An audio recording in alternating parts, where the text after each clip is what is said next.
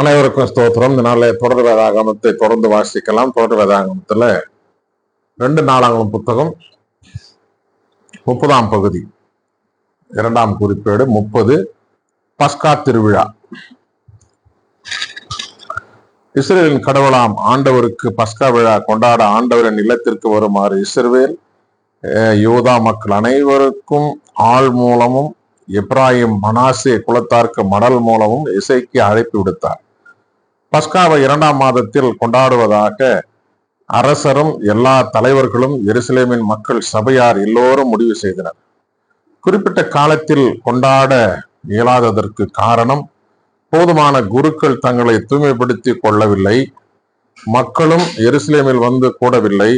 அரசருக்கும் மக்கள் சபையார் எல்லாருக்கும் இத்திட்டம் சரி எனப்பட்டது. எருசலேமில் இஸ்ரேலின் கடவுளாம் ஆண்டவருக்கு பஸ்கா விழா கொண்டாட பெயர்சபா முதல் தான் வரை இருந்த இஸ்ரேல் எல்லோருக்கும் அழைப்பு விடுக்கும் ஓர் அறிவிப்பை அனுப்ப முடிவு செய்தனர். ஏனெனில் எழுதி உள்ளபடி மக்கள் பெரும் தொகையினராய் அதனை கொண்டாடவில்லை. அரசரிடமிருந்தும் தலைவர்களிடமிருந்தும் மடல்களை பெற்றுக்கொண்ட அஞ்சலர் அரச கட்டளைப்படி இஸ்ரேல் யூதா நாடெங்கும் சென்று, இஸ்ரேல் மக்களே, ஆபிரகாம் ஈசாக்கு இஸ்ரேலின் கடவுளாம் ஆண்டவரிடம் திரும்பி வாருங்கள். அப்பொழுது அசிரிய மன்னனின் கைக்கு தப்பிய எஞ்சியோராகிய உங்களிடம் அவர் மீண்டும் வருவார்.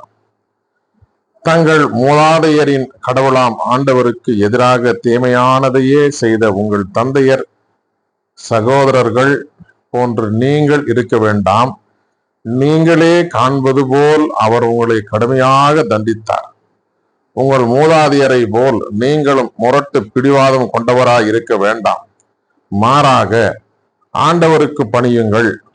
அவர் என்றென்றும் புனிதமாக்கியுள்ள திருத்தலத்திற்கு வந்து உங்கள் கடவுளாம் ஆண்டவருக்கு ஊழியம் புரியுங்கள்.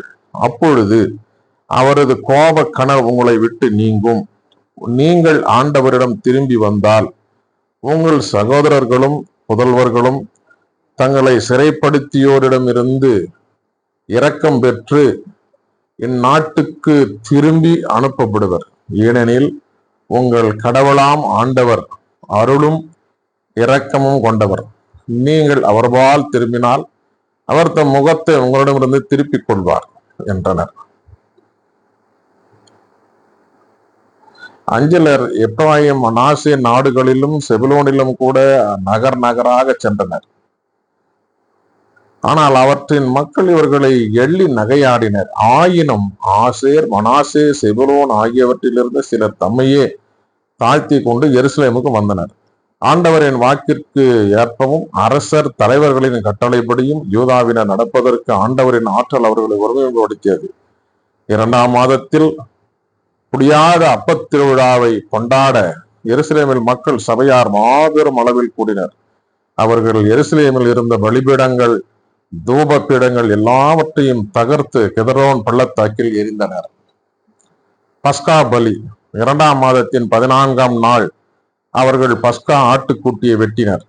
குருக்களும் லேவியரும் வெட்கம் அடைந்தவராய் தங்களையே தூய்மையாக்கி கொண்டனர்.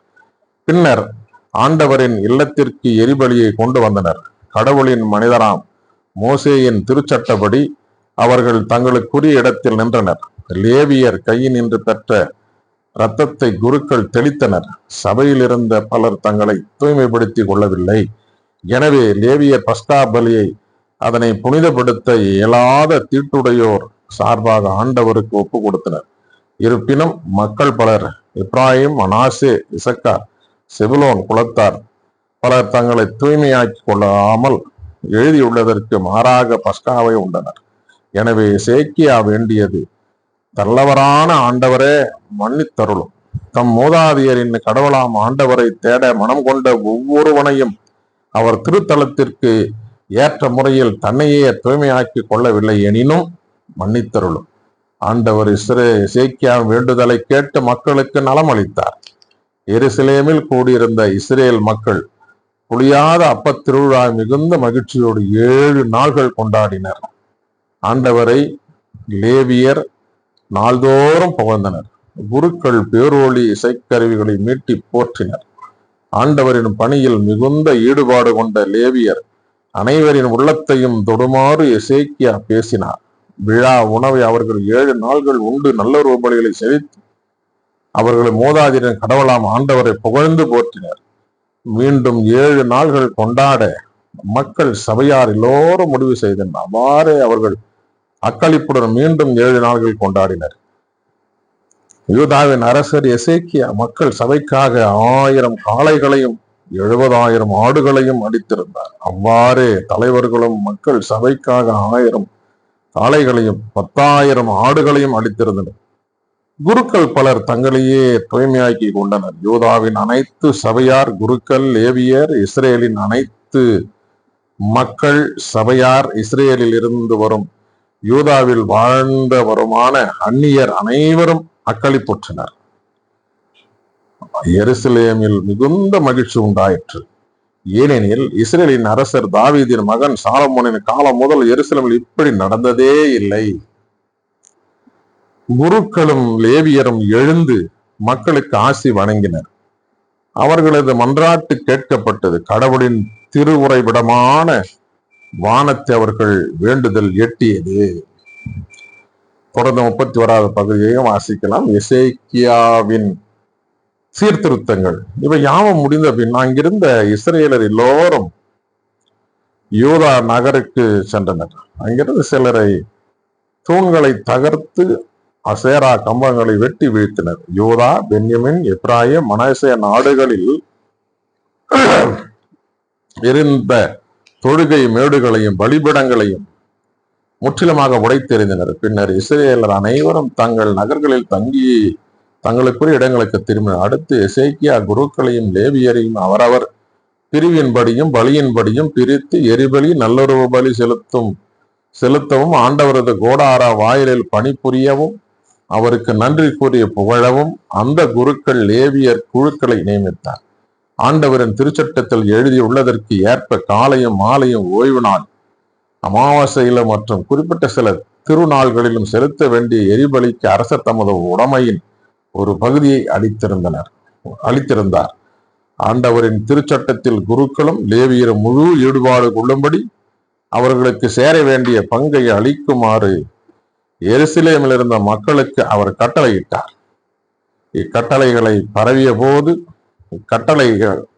பரவிய போது இஸ்ரேலின் புதல்வர் தானியத்தின் முதற்பலன், புதிய திராட்சை ரசம், எண்ணெய், தேன் முதலியவற்றை மிகுதியாக கொண்டு வந்தனர். அத்துடன் நிலத்தின் எல்லா விளைச்சலிலும் 10 பங்கை தாராளமாக கொடுத்தனர்.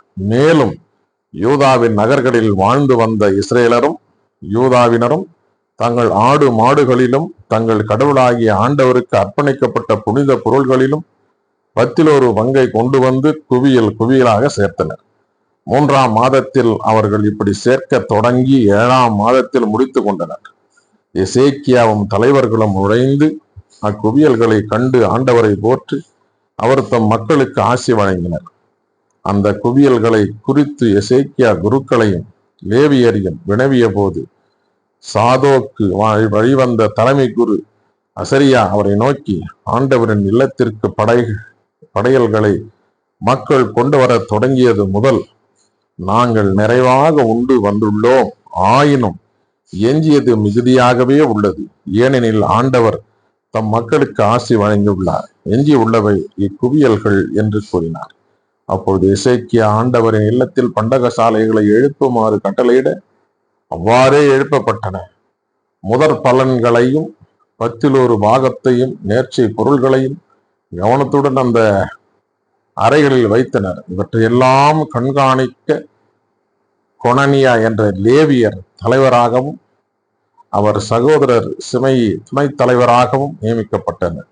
இவ்விருவருக்கும் கீழ் எகியேல், அசரியா, நாகாத்து, ஆசாவேல், எரிமோத்து, யோசபாத்து, எலியேல், இஸ்மகியா, மாகாத்து, பெனாயா ஆகியோர் மேற்பாளராகவும் நியமிக்கப்பட்டனர். அரசர் எசேக்கியாவின் ஆண்டவரின் இல்ல தலைவர் அசரியாவும் கட்டளையிட்டவாறு அவர்கள் நியமிக்கப்பட்டார்கள்.